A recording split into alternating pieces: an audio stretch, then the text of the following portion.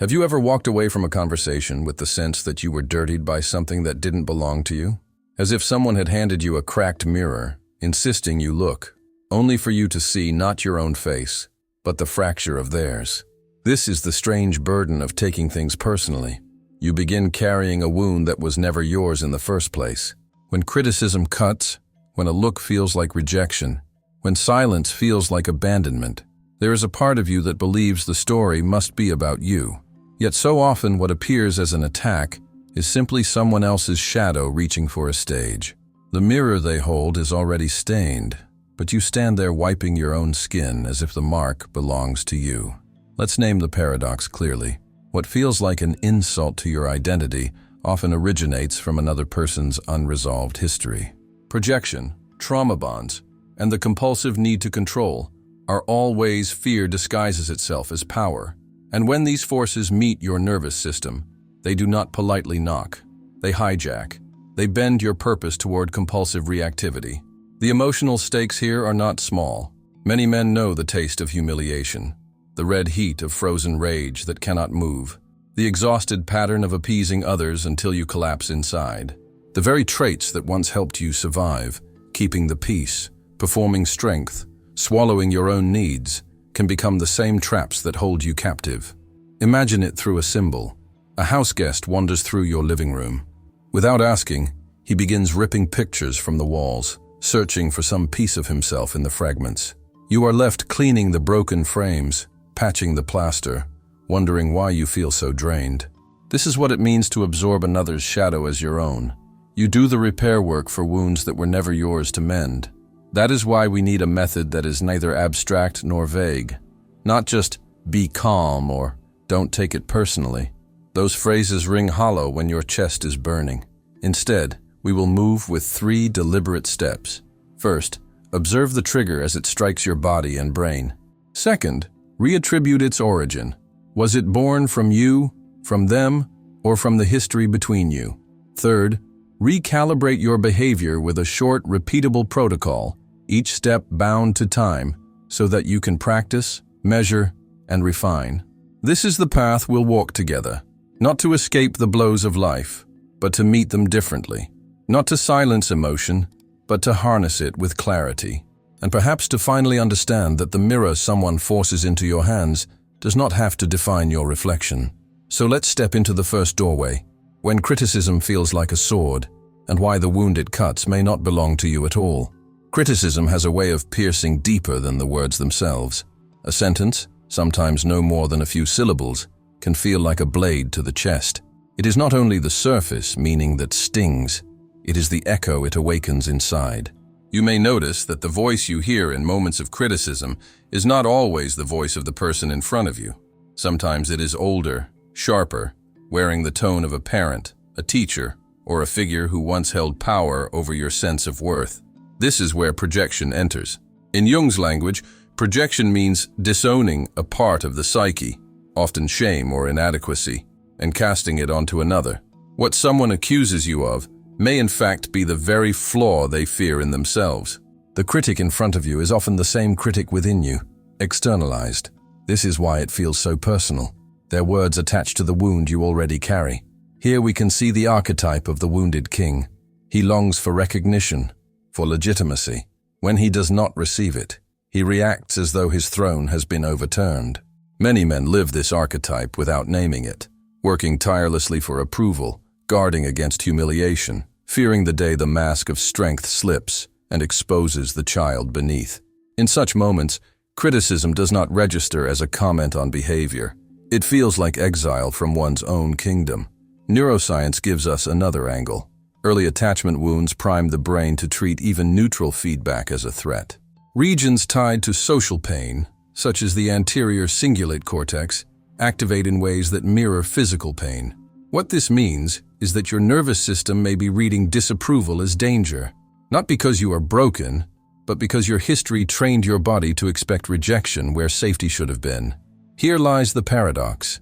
Defending yourself instantly, rushing to assert, to correct, to prove, can feel like strength. In the short run, it may even win respect, but over time, it traps you in the same cycle. Each reflexive defense confirms the premise that your identity is always on trial. The quiet reversal is this: stepping back, resisting the pull to defend, often increases your authority. Nietzsche called it the revaluation of values. True power grows not in the reflex, but in the refusal of reflex. So how can you interrupt the blade of criticism before it sinks in? One method is deceptively simple. Call it 3 seconds and 3 questions. First, take 3 seconds to breathe, just enough to widen the space between the word and your reaction. Second, ask quietly, is this about me, about them, or about history? Label it. Third, respond not with defense, but with a reframing sentence. You sound hurt. Can you say more? This does not mean you accept blame. It means you refuse to sharpen the sword they have already drawn. You can test this method over time. Apply it 10 times in a week. Notice if the number of escalating conflicts begins to drop. The measure is not whether you silence every critic, but whether you reduce your own reactivity. Fewer battles, less exhaustion, a nervous system that begins to trust itself again. Of course, there is a limit. If criticism crosses into abuse, if it becomes a pattern of humiliation or threat, the practice shifts. In those cases, the experiment of conversation gives way to the boundary protocol we will examine later. Safety precedes dialogue. To ground this, consider the story of a man who, after every argument, was left convinced he was too sensitive. For years, he carried the shame of believing that his reactions were the problem. Only in therapy did he realize that his partner's constant put-downs echoed her own childhood, where she had been the scapegoat of her family. When this projection was named, something shifted. He no longer mistook her shadow for his own weakness. The cycle of shame lost its grip. This is the essence of projection. You are handed someone else's mirror, and the image looks familiar enough to believe. But when you pause, question, and reframe, you begin to see the fracture belongs to them, not to you. From here, we turn to a different trap. Not the sword of criticism, but the chemical hook of emotional reactivity itself. The dopamine loop that makes certain conflicts feel addictive, and why it is so hard to walk away once you are caught. There is a particular exhaustion that comes not from physical labor, but from emotional repetition. The late-night arguments that spiral in circles, the reconciliations that bring momentary relief, the tension that builds again like clockwork. Many men find themselves pulled back into the very dynamics that drain them, as though a hidden magnet were inside their chest. The question is not just, why can't I stop? But why does part of me crave it? In Jungian language, this pattern often wears the mask of the addicted lover. He longs for connection, but his longing is bound to anxiety. He mistakes intensity for intimacy, volatility for passion. Beneath his pursuit is an older wound, the fear of abandonment, the ache of never being enough. The addicted lover believes that even pain is better than absence. That is why he returns, again and again, to the very source of the wound. Neuroscience confirms what Jung intuited. The brain's reward circuitry is shaped by dopamine, the chemical that drives seeking and craving. When relationships swing between closeness and withdrawal, they mimic what researchers call intermittent reinforcement. This is the same principle that keeps gamblers at slot machines. Unpredictable rewards create the strongest bonds.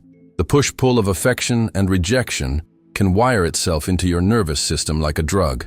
Breakups and silent treatments can produce withdrawal states as real as those triggered by substances. What you are fighting is not simply habit, it is neurobiology.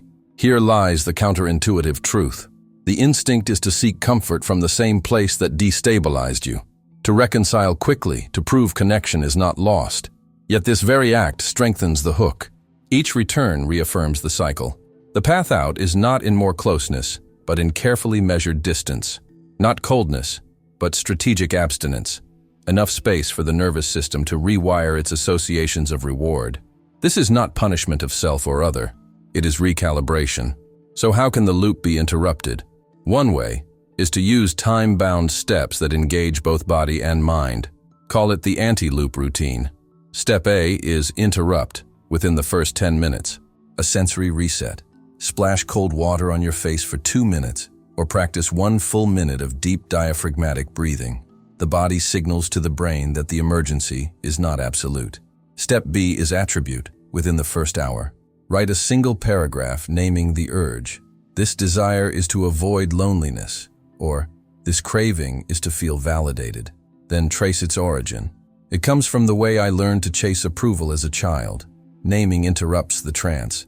Step C is rewire, practiced over 1 to 30 days. A daily ritual of 10 minutes, cold exposure, purposeful movement, and 5 lines in a journal. The purpose is to link reward not to the volatility of another person, but to your own autonomy. Measured this way, progress becomes visible. Track the frequency and intensity of urges daily. By the second week, a 30% drop is a sign the loop is loosening its grip. The nervous system begins to find safety in regulation rather than in chaos. There are limits, of course. In the case of deep trauma bonds, where the nervous system confuses abuse for love, professional support and safety planning are essential. Some patterns require not just willpower, but community and guidance to unravel. To see how this works, consider how art reflects it. In many films, the lovers who cannot let go, who fight, separate, then reunite in a fever, embody the push-pull cycle. The audience feels the intoxication because the pattern mirrors the lab experiments of intermittent reward. What the screen does not show is what happens afterward, the erosion of energy, the hollowing out of the self. In real life, the chemistry of addiction cannot sustain love. What we find here is a paradox that reframes the struggle. The craving you feel is not weakness. It is your brain's attempt to find safety through familiarity, even when that familiarity wounds you. Recognizing the loop allows you to step back, to interrupt the craving with cold, with breath, with the quiet act of naming. Over time, the system learns a new rhythm. From here, we move to the final structure. If projection and craving are the inner traps, then boundaries are the outer frame. The question is how to set them without becoming the tyrant you fear, and how to reclaim authority without cruelty. For many men, the word boundary carries tension. On one side lies the fear of being walked over, of living without voice or spine. On the other side lies the fear of becoming rigid, cold, even tyrannical. The pendulum swings between fawning, saying yes when the body is screaming no, and over-controlling, where every conversation feels like a battlefield. Both extremes are masks for the same wound, the fear of impotence, of not mattering, of being irrelevant. In Jungian terms, this wound expresses itself through archetypes. The tyrant exerts rigid control, because beneath his armor, he fears collapse. The pleaser, equally wounded, dissolves himself into others' needs, hoping that harmony will buy belonging. Both are strategies against abandonment. Both are rooted in the same shadow, the terror that left alone one's life has no weight. Philosophy and psychology converge here. Self-determination. Theory tells us that human thriving depends on 3 pillars: autonomy, competence, and relatedness. Boundaries protect all 3. They are not walls to keep others out, but fences that define where responsibility begins and ends. In philosophy, Machiavelli is often caricatured as a ruthless manipulator, yet his true gift was pragmatic clarity, the ability to secure ends through structure rather than cruelty. When this is paired with Nietzsche's call to own one's values, boundaries become not weapons, but instruments of sovereignty. Here lies another paradox. The man who refuses to be hijacked by emotion, who can pause, breathe, and respond with measured clarity, exerts more influence than the man who reacts with fire. Authority grows from predictability, not volatility. Others lean toward the calm presence because it restores the relational center. This is the heart of Stoic power. Fewer moves, made with greater weight. A practical frame helps. Call it the boundary protocol. Step 1 is pause and anchor. Before responding, take 90 seconds to breathe and hold an anchor phrase silently. I'll respond after I understand. This creates a pocket of stability where reactivity cannot rule. Step 2 is state and limit. Use one sentence, simple and clear. I hear this, but I won't be spoken to that way. We can continue when the tone is calm. Step 3 is enforce, not punishment, but consequence. Ending the call, stepping out of the room, or moving the meeting. Measurable use matters. Apply it 5 times. If after 3 clear instances the behavior does not shift, The next step is not escalation of anger, but safety planning, or in some cases, no contact. There is a story that illustrates this. A man who once left every negotiation early, fearing he would be seen as weak, began to practice the 90-second anchor. Instead of storming out or defending himself, he breathed, paused, and stated his position once. To his surprise, colleagues began returning with stronger proposals. His influence grew not because he dominated, but because he became unshakable. In Nietzsche's words, he revalued the meaning of strength, discovering that authority is born from inner order, not external control. Boundaries framed this way are not acts of cruelty. They are acts of clarity. They protect dignity without collapsing into tyranny. They give others the gift of knowing where you stand, while giving yourself the gift of not losing ground. And so we arrive at the forge itself. Having seen projection, craving, and control, we close with the quiet work of integration, the place where wounds become tempered steel, and where purpose hardens without becoming brittle. We have traveled through 3 landscapes: the projection that makes another's wound feel like your own, the dopamine loop that turns reactivity into craving, and the boundary work that transforms control into clarity. Each carries its own weight, yet together they form a pattern. The truth is simple but not easy. You are not required to carry mirrors that don't belong to you. You are not condemned to crave the very cycles that hurt you. And you are not destined to rule relationships with either silence or tyranny. Think of the turning points. When you stop treating another's projection as an identity threat, the sting softens. When you interrupt the dopamine hook with breath, cold, and naming, the compulsion loosens. When you install a boundary protocol, you anchor dignity without cruelty. These shifts are small in practice, but their impact is cumulative. Each pause, each reframing, each anchored line adds up to a nervous system that trusts itself again. From here, the next steps are not grand gestures but micro-commitments. Twice a day, practice the 3-second projection test. Pause, ask the question, name the source. In the next surge of craving, use the reset: water, breath, movement. And this week, in one real conversation, practice the 90-second anchor before stating your boundary. Keep a simple log of what happened, not as proof of worth, but as evidence of change. It must also be said, these methods are for regulation and individuation, not crisis management. If what you face includes abuse, coercion, or danger, the first step is safety, supported by professionals and community. Sometimes strength means stepping back, not stepping in. Accountability sustains progress. Pair each micro-habit with a witness, a trusted friend, a therapist, or a group. The power is not in sheer will, but in the quiet discipline of measurement. Over time, these practices form the architecture of sovereignty, choices that hold even under pressure. One image remains. Forging steel requires both fire and water. The heat softens, the hammer shapes, the quench hardens. Without the quench, the blade is brittle. Without the hammer, it lacks form. Life's blows are not optional. The question is whether you allow them to shatter you or to temper you. Each pause, each reattribution, each enforced boundary is a controlled quench. Over time, you emerge not brittle, not broken, but forged toward purpose. This is the quiet forge.